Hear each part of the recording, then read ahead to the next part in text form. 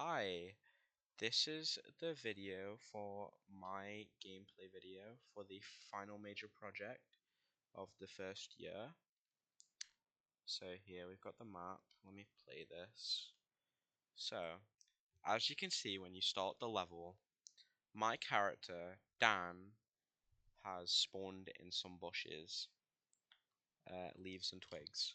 So if I move out of the way, these twigs, what I made to indirectly communicate to the player that you fell into this place because I don't have the cutscene yet.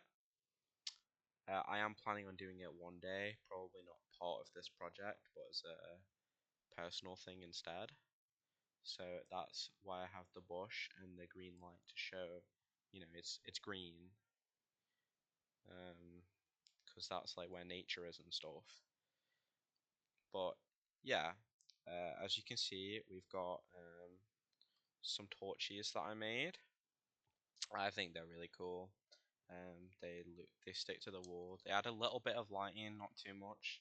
They just make the room feel less empty, and they have this little animation where the little sparks are coming off. I think that's really nice. Here you can see my character, and the tiles around him. So my character has a slight light on him. This one also does, but this is blue to signify that it's more like a mystical reflection kind of thing.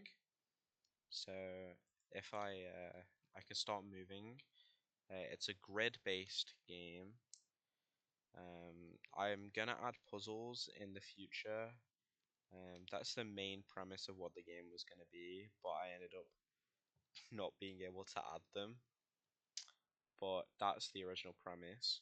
So as you can see, my character can move on a grid, and he'll follow me.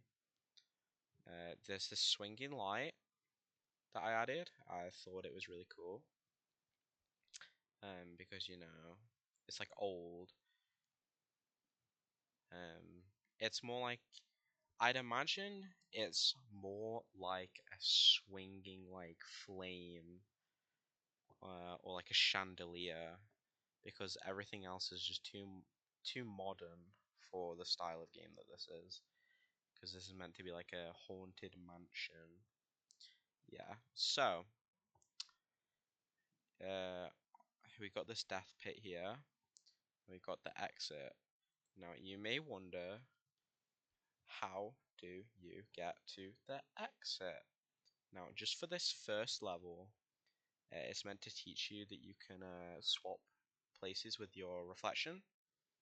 So, if you press space, which is normally a jump button, but for this one it's a reflection, it will spawn a little camera. It goes to the center of the screen, and you will find yourself on the other side. So, it's very simple for this first level because it teaches you that you can press space to swap. I thought the camera was really cool, how it does like the flash, because my character is a photographer, so it makes sense that he'd have a camera. So you'd go through this door and you'd load another level. I do have the hitbox for the door, but currently it does not transport you. I could add that really quickly, but I think in terms of being stretched for time and just comfort, I'll leave it and just take what I have right now. So here you can see these death tiles. They have little hitboxes on them. So when you make contact with them, so first you swap to get on the other side, and if you make contact with them, you fall down them, and it will quit. So that, just being in the first level, it being a pitch black pit is probably reason enough not to jump into it. However, if you feel like doing that, you can find out what happens, which is you fall and you die. Very simple. But I find it to be effective at teaching the player that um, pits are probably not something you should just jump down. So, you go through this door, and then what would happen is you'd be transported over here to this other level, and this one would have an actual use of the mirror mechanic, which I was gonna add, where you'd have like a button or something, and you'd use the mirror to like press two buttons in similar times.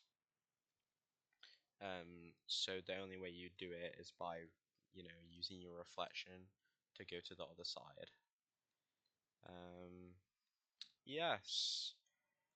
So, oh, oopsie. Yeah. So far it's going pretty well. I think I could definitely develop this into a really good game. I think so far it is like actually pretty enjoyable visually. It just needs more like gameplay, because I think the first level looks amazing. Like you've got this down here, this bush. Let me Alt F1, not Alt F1, Shift F1, so I can get my mouse.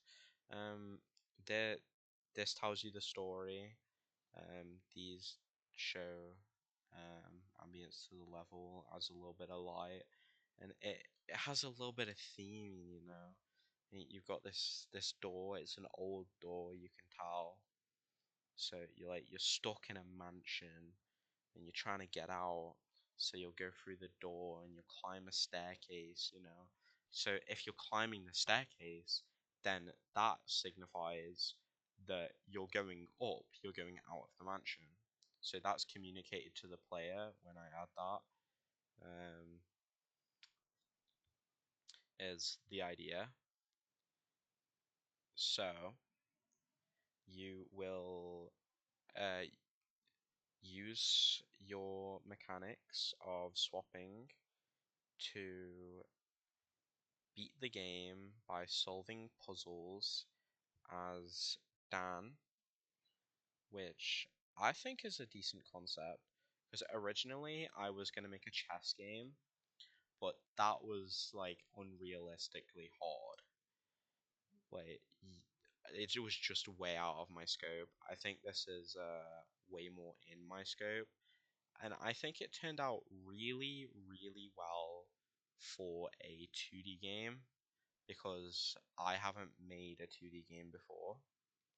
So it's really nice to try something new and actually have some form of success from it. Because I thought like the sprite, I think that looks really good.